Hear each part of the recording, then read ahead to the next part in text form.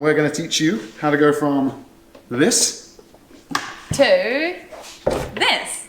Yeah. So we're going to teach you how to adjust your snowboard bindings. First thing to cover is why it's important. Yeah. There's a few reasons why it's important. One being comfort. If you have your bindings kind of real wide apart, it's just not going to be very comfortable. Obviously, everyone's different. If you're real tall, you might find that you want to have your bindings slightly wider. If you're a bit shorter, you might go slightly narrower. Or if you're a rail king, again, slightly narrower. You might go a bit narrower. So comfort's a big thing.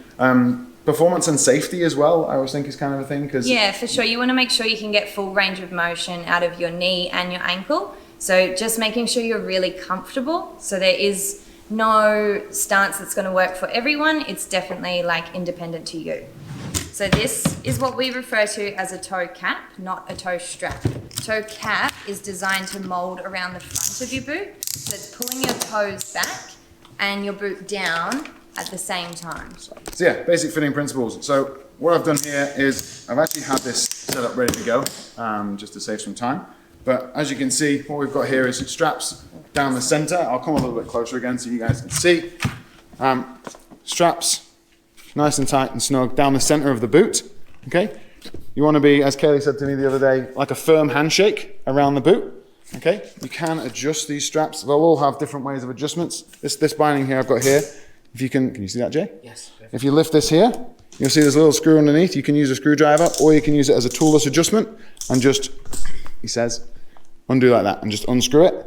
You'll change the hole depending on where you want the strap and just do it like that. So now we'll show you guys how to put it on the board. There's a few different ways depending on if you're using an EST binding, a reflex binding, Burton binding that goes on any board in the industry, or if you have a 4-hole disc pattern on your board or another brand of binding, and that's what you're putting together. So what we've got here is a reflex binding and a Burton board with a channel. As you can see, there's the channel down there. Yeah. Cool. Okay, so first thing with a channel board is you need to pop out these little things here. These are called channel inserts, but this goes in the channel. However, if you're setting up a non-Burton board, any other board in the industry, 4-hole pattern, you will just need these silver screws, so no inserts in there. So we slot those in. And then put this back in so it doesn't fall out.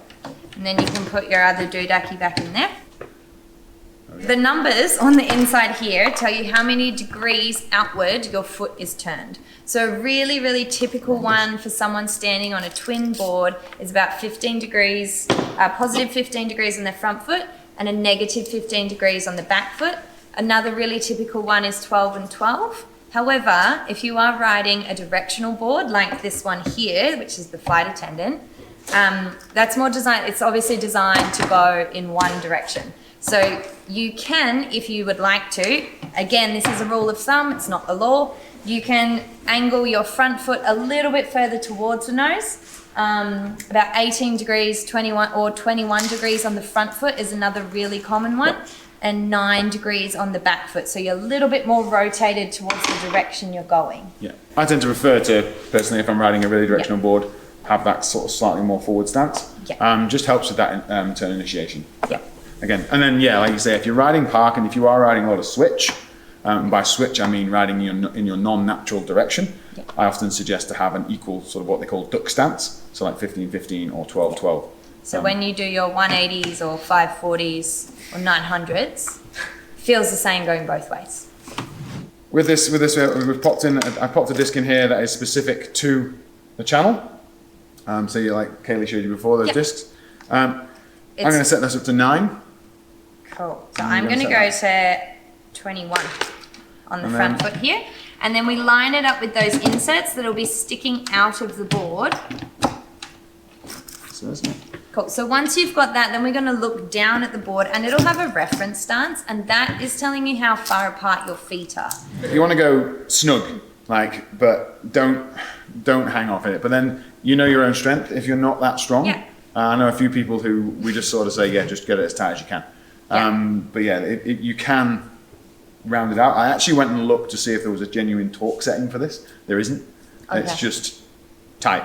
What I would suggest though is if it's a brand new board, tighten them up, do a couple of runs, and then just pop down to that little station that'll be on the At hill. the bottom of the lift, and just kind of check them after a few runs. Or if you're carrying a board tool, this is the Burton Bullet tool, really cool. Ratchet tool, so real nice. You can have that in your pocket, and you can just check it wherever you want. But I tend to go through it in, okay, ankle strap. If you're on the hill, I always recommend doing your ankle strap up first, just because it does pull your heel back right into the back of the binding, into the heel cup. And then it does make it a little easier to get your toe strap on as well. And you can just then basically put that in there and then just push it down as far as it goes and then finish it off by just pulling the ratchet. One of the things you want to look at when you're setting up your binding is toe overhang and toe and heel. So you do want to try and get your binding in the center of the board, or sorry, your boot in the center of the board. So you should try and have equal toe and heel overhang. You do get people, obviously, when you get to size 15 feet, just start skiing. It's easier. I shouldn't say Don't do that. That's why we have Anyone can snowboard. There are wider boards. You need a wide board and a large binding. Things like Good to the go. skeleton key, I'm pretty sure is kind of like a mid-wide. So that's gonna help. Look at those wide or mid-wide boards. Yeah, for sure. You can also look at widening your stance slightly. Often people with bigger feet will be taller. Widen their stance, or either like turn your ankles out a little bit further as well. So what we've just set up here is a reflex binding on a Burton board with a channel. What I've got over here is an EST binding on a Burton board as well. So here's the EST binding, and this is how, we'll just have a look on the inside of it. This is the base of it. So this is how we're going to get it into the channel, is this little guide here. So when I pop it on the board, if you're looking in here, I can see that red line is going to tell me that my binding is in the center of my board. In this little circle at the back here, that's going to tell me what angle I'm riding at. So 15, 15, 21, 9, whatever is comfortable for you. And one of the advantages of that EST system is you can go up by a single degree if you want to get real technical. Most of all other bindings will be in 3-degree increments. And that's why we're saying we're going from 15 to 18 to 21. It's not because they're just random numbers we like, that's just because that's the numbers you can go to. So this Burton binding is an EST binding. Thanks, Ben. So I'm just going to show you this here. You'll see with an EST binding, there's these 2 channels here either side. Can we see that, Joe? Yeah, it's perfect. Yeah, perfect. So that's where your mounting points are on an EST binding, okay? So that's a Burton specific binding. Now that binding will only fit a Burton snowboard. On a Burton snowboard with the channel, and that just allows you to make micro adjustments, and it gives you a really good board feel right underneath your foot. So you're a little bit closer to the snow. This is also a Burton binding, but this one is what we call a reflex binding. So this one, I'll come over here.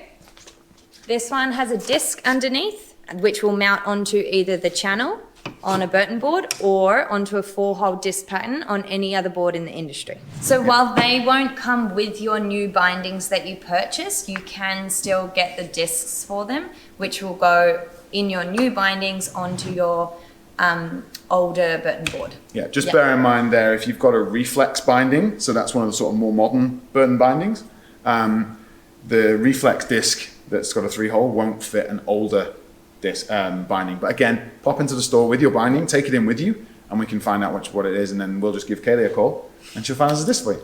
We'll sort you out. Now, what I wanted to touch on as well is if we're looking down onto the board, I can see the angle that these high backs are at. Now, ideally what we want... Is that one? I'll take them. Oh, yeah. So we're talking now about high back rotation, correct? Yeah. Okay, cool.